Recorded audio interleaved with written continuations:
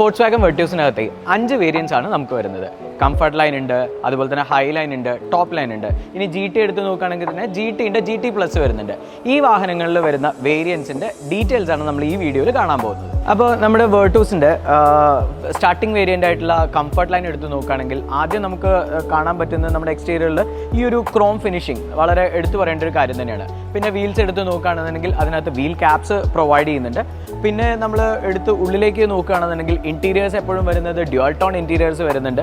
അതിൽ MP3 7 ഇഞ്ചിൻ്റെ touch screen വരുന്നുണ്ട്. അതും Android auto and apple CarPlay അതിനകത്ത് പ്രൊവൈഡ് ചെയ്യുന്നുണ്ട്. ഇനി സേഫ്റ്റീനെ കുറിച്ച് പറയുകയാണെന്നുണ്ടെങ്കിലോ എയർ ബാഗ്സ്, ABS, അതുപോലെ തന്നെ rear parking sensors, electronic stability program, അങ്ങനെ ഒരു വെഹിക്കിളിന് വേണ്ട എല്ലാ സേഫ്റ്റി ഫീച്ചേഴ്സും ഈ കംഫർട്ട് ലൈനിൽ തന്നെ നമുക്ക് സ്റ്റാർട്ടിങ്ങിൽ വരുന്നുണ്ട്.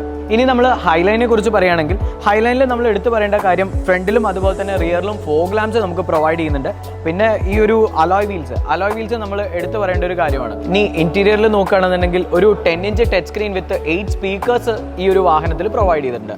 അതുപോലെ തന്നെ ക്രൂസ് കൺട്രോൾ ഈ ഒരു വാഹനത്തിൽ നമുക്ക് എടുത്തു പറയേണ്ട ഒരു കാര്യം തന്നെയാണ്. അതുപോലെ നമുക്ക് പറയാനുള്ള മറ്റൊരു കാര്യം, നമ്മുടെ കംഫർട്ട് ലൈനകത്ത് റിയറിൽ പാർക്കിംഗ് സെൻസർ ആയിരുന്നു ഉണ്ടായിരുന്നത്. എന്നാൽ ഈ ഒരു വേരിയന്റിലേക്ക് ഹൈലൈനിലേക്ക് വരുന്ന സമയത്ത് റിവേഴ്സ് പാർക്കിംഗ് സെൻസർ വിത്ത് ക്യാമറ വരുന്നുണ്ട്.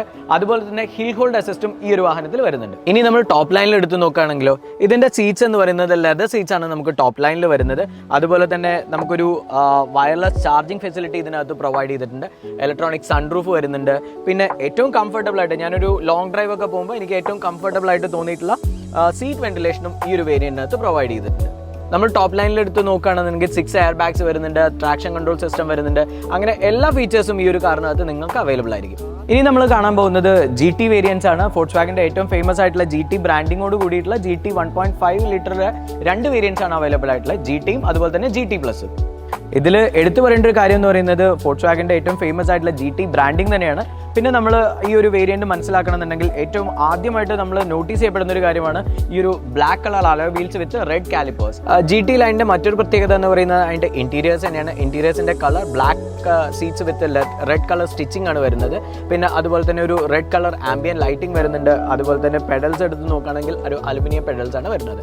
അതുപോലെ driver and co driver seats വരുന്നത് ഇലക്ട്രിക്കലി അഡ്ജസ്റ്റബിൾ ആണ് വരുന്നത്. ഇതോടൊപ്പം തന്നെ സബ്വൂഫറും ആംപ്ലിഫയറും ഈ ഒരു കാറിൽ വരുന്നുണ്ട്. ഇതൊക്കെയാണ് ഫോൾക്സ്വാഗൻ വെർട്ടൂസിൽ വരുന്ന 5 വേരിയന്റിൽ വരുന്ന പ്രധാനപ്പെട്ട ഫീച്ചേഴ്സ് എന്ന് പറയുന്നത്.